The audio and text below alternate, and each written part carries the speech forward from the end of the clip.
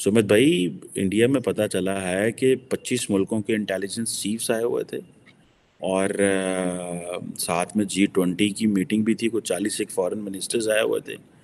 ये चाइना को आप क्या डरा रहे हैं? चाइना को क्या पैगाम देना चाहते हैं? लेकिन आज मैं एक आपको दावे के साथ बता सकता हूं कि अब डर है इनके अंदर कि अगर कोई इनके सामने खड़ा हुआ है तो मिस्टर मोदी है। अभी आप देखिए डोकलाम हो, हम्म, आज अगर कोई खड़ा हुआ है इनके सामने, अब जितने भी इनके इनके आसपास 18 कंट्रीज लगते हैं, सबके साथ इनका लफड़ा है। और सब जगह पर ये जगह को, जमीन को हथियाने हथियाने की कोशिश कर रहे हैं। एक इंडिया है जहां पर ये नहीं कर पाए। And I think the position of India now, this is again my view as an outsider, is potentially more powerful than it's ever been. तो जयशंकर की बड़ी एग्रेसिव फॉरेन पॉलिसी है। फॉक्सकॉन का आज ही आपने पढ़ा होगा $700 मिलियन का एक इन्वेस्टमेंट इंडिया में कर रहा। आज ही खबर आई, अभी आया कि 300 एकड़ का प्लॉट कर्नाटका में लिया है फॉर वन मोर इनिशिएटिव। ये आज की बता रहा हूँ मैं, आज जस्ट कुछ समय वाज बैक। किसी भी चाइना को पूछो आपका सबसे बड़ा दुश्मन जिससे आपको डर लगता है वो कौन है, तो वो कभी भी अमेरिका नहीं बोलेंगे, इंडिया बोलेंगे आज की डेट में। कि बैरून मुल्क जायदाद नहीं वहां पर कोई तसव्वुर ही नहीं। दुबई में महल हो। India has got a centre stage in international politics.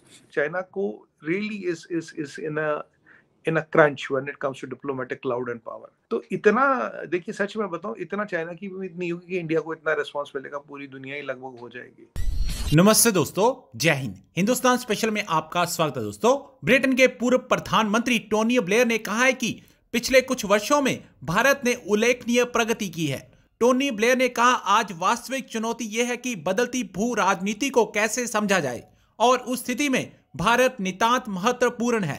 Delhi में रायसीना डायलॉग में भाग लेने के लिए देश दुनिया की बड़ी हस्तियां आई। इस कड़ी में ब्रिटेन के पूर्व प्रधानमंत्री टोनी ब्लेयर भी शामिल हुए। टोनी ब्लेयर ने साफ तौर पर कहा है कि भारत की स्थिति पहले से कई गुना अधिक बेहतर हुई है। इसके साथ ही उन्होंने कहा कि पिछले कुछ वर्षों में भारत ने उल्लेखनीय प्रगति की है। टोनी ब्लेयर ने कहा कि भारत की स्थिति संभावित रूप से पहले से कहीं अधिक शक्तिशाली है। भारत के यूएनएससी की सदस्यता पर उन्होंने कहा कि यह सोचना बेतुका है कि भारत एक स्थायी सदस्य नहीं है। दूसरी तरफ पाकिस्तान को अपने दोस्त चीन की चिंता सतारी है। भारत में दुनिया के सुरक्षा सलाहकारों की मीटिंग हुई, जिस पर पाकिस्तानी मीडिया ये चर्चा कर रहा है कि आप चीन को इतना क्यों डरा रहे हो। सुमित भाई, इंडिया में पता चला है कि 25 मुल्कों के इंटेलिजेंस चीफ्स आए हुए थे। और साथ में G20 की मीटिंग भी थी, कुछ 40 एक फॉरेन मिनिस्टर्स आए हुए थे। ये चाइना को आप क्या डरा रहे हैं? चाइना को क्या पैगाम देना चाहते हैं? ये हमें भी बताएं कुछ जरा प्लीज। देखिए चीमा साहब, एक डायलॉग था बड़ा अच्छा। बड़े बड़े शहरों में छोटी छोटी बातें तो होती रहती है। देखिए, रायसीना डायलॉग चल रहा था, क्वाड के फॉरेन मिनिस्टर्स की मीटिंग चल रही थी। ये तीनों इवेंट एक साथ थे। और जाहिर सी बात, जब क्वाड की बात होगी, G20 की बात होगी, हर पहलू पे गौर किया जाएगा। और एक सिक्योरिटी, एक national security is a very important issue जिस पे गौर किया गया। तो इंटेलिजेंस चीफों का आना, इंटेलिजेंस अपरेटस में जो हमने एक दूसरे से सीखना है, क्या सीखना है, बेस्ट प्रैक्टिसेस क्या है। इनफैक्ट G20 में अगर आपको याद होगा, we have also offered a lot of our intelligence, जो हमारे पास IPR इंटेलिजेंस है, we are also offered that to G20 countries to use. मतलब ऐसा कोई चोरी छुपे कोई काम नहीं हो रहा।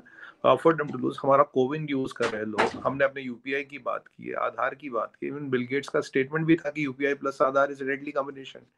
तो जनधन आधार मोबाइल जैम, वो हमने बताया। तो जो भी हमारे पास चीजें थे, हमने बोला भाई आप हमसे यूज कीजिए, हमसे बेस्ट प्रैक्टिसेस समझिए, चीजें देखिए। Terrorism is a big threat. Terrorism को कैसे कंट्रोल किया जाए। टेररिज्म की जो फंडिंग है वो उससे भी बड़ा थ्रेट है, क्योंकि टेररिज्म तब तक चलता जब तक उसकी फंडिंग चलती है। फंडिंग को कैसे कंट्रोल करोगे। मनी लॉन्ड्रिंग की प्रॉब्लम्स आ रही है। और आपकी बार दो चीजें इंपॉर्टेंट हुई। आपकी बार टेररिज्म और नार्को टेररिज्म को अलग अलग किया गया है।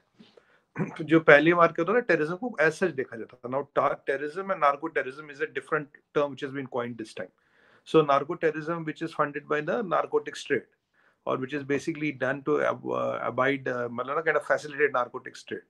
तो इस चीज के बारे में बात हुई। तो इन चीफों का आना, इनको अवगत कराना, इनका पॉइंट ऑफ व्यू जानना, इनको ये समझना जरूरी है। बाकी G20 की मीटिंग काफी बढ़िया रही। अब देखिए, हमारे दोस्त भी आए थे और रायसीना में करीब 40 से 50 फाइनेंस मिनिस्टर्स आए, ये फॉरेन मिनिस्टर्स आए थे। और Raisina has become the 5th largest platform in the world. 5th largest platform in the world. मतलब मोदी जी आए थे तो 2016-17 में शुरू हुआ था। आज हम 22-23 की बात करें, 5-6 साल में। और what I like was the Russian foreign minister का स्पीच वाज ऑसम। और एंथनी बिल्कन साहब आए, सब आए, और यहाँ आपने देखा कि रशियन फॉरेन मिनिस्टर, यूएस के फॉरेन मिनिस्टर चीमा साहब पहली बार 20 मिनट बात किए जब से कॉन्फ्लिक्ट शुरू हुआ। This has happened for the first time that they have spoken for 20 minutes. मैं ये नहीं कहता कि आपने कमरे में बंद करके बात करवाई, बट कहीं ना कहीं we have played a role in facilitating some kind of dialogue. तो भला अगर मैं देखूं 100 कंट्रियों से ज्यादा की पार्टिसिपेशन थी राइसिना डायलॉग्स में, और 25 कंट्रियों के इंटेलिजेंस चीफ, 50 कंट्रियों के फॉरेन मिनिस्टर्स, फिर क्वाड की मीटिंग, फिर और डेलीगेशन, फिर और लोग, तो लगभग चीमा साहब आधी दुनिया अभी दिल्ली में थी। और 5th populous country, nuclear power, Pakistan was not there. तो ये भी एक चीज है जो मतलब दोनों साइड पहलू के बताने चाहिए। तो मैंने कहा मैं दोनों चीज पहलू के बता दूं आपको। फॉक्सकॉन का आज ही आपने पढ़ा होगा $700 मिलियन का एक इन्वेस्टमेंट इंडिया में कर रहा, आज ही खबर आई। अभी आया कि 300 एकड़ का प्लॉट कर्नाटका में लिया है फॉर वन मोर इनिशिएटिव। ये आज की बता रहा हूँ मैं, आज जस्ट कुछ समय बैक। और चीमा साहब चाइना को really is in a crunch when it comes to diplomatic clout and power. और चाइना को ये दिख रहा है, अभी तो एससीओ यही होना है इस साल, तो एससीओ यहाँ होगा। तो इतना देखिए, सच में बताऊं, इतना चाइना की भी उम्मीद नहीं होगी कि इंडिया को इतना रिस्पांस मिलेगा, पूरी दुनिया ही लगभग हो जाएगी। राइट। अच्छा, फाइनल क्वेश्चन आपके साथ ये कि चाइना कैसे देखता है प्राइम मिनिस्टर मोदी को और प्राइम मिनिस्टर मोदी के इंडिया को? This is a very interesting question. The laughter which I used to see, जब मैं देखता था इनको इंडिया के ऊपर हंसते हुए, ये आत्मनिर्भर की बात कर रहे हैं और ये अपनी इकोनॉमी को आगे लेके जाने की बात कर रहे हैं और ये हमारे से फाइट करने की बात कर रहे हैं, ये हंसते थे हमारे ऊपर। लेकिन आज मैं एक आपको दावे के साथ बता सकता हूं कि अब डर है इनके अंदर कि अगर कोई इनके सामने खड़ा हुआ है तो मिस्टर मोदी हैं। अभी आप देखिए, डोकलाम हो या आपका जम्मू कश्मीर में जितना जो कुछ भी हुआ है, आज अगर कोई खड़ा हुआ है इनके सामने, अब जितने भी इनके आसपास 18 कंट्रीज लगते हैं, सबके साथ इनका लफड़ा है। तो बॉर्डर्स का झगड़ा है, कहीं सी का झगड़ा है, और सब जगह पर ये जगह को, जमीन को हड़पने की कोशिश कर रहे हैं। हड़पना is the right word, right? हथियाने की कोशिश कर रहे हैं। एक इंडिया है जहां पर ये नहीं कर पाए, जो पहले फ्री फॉल में कर रहे थे।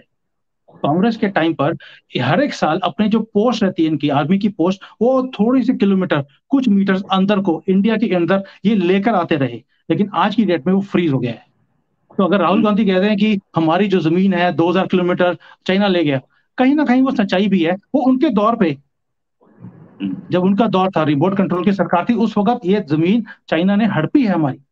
लेकिन आज की डेट में वो नहीं कर पा रहे। तो ये एक डर भी है। अगर आप चाइनीज से पूछे, किसी भी चाइना को पूछो, आपका सबसे बड़ा दुश्मन जिससे आपको डर लगता है वो कौन है, तो वो कभी भी अमेरिका नहीं बोलेंगे, इंडिया बोलेंगे। आज की डेट में वो बोलेंगे America is gone, India is the next threat because of mister Modi.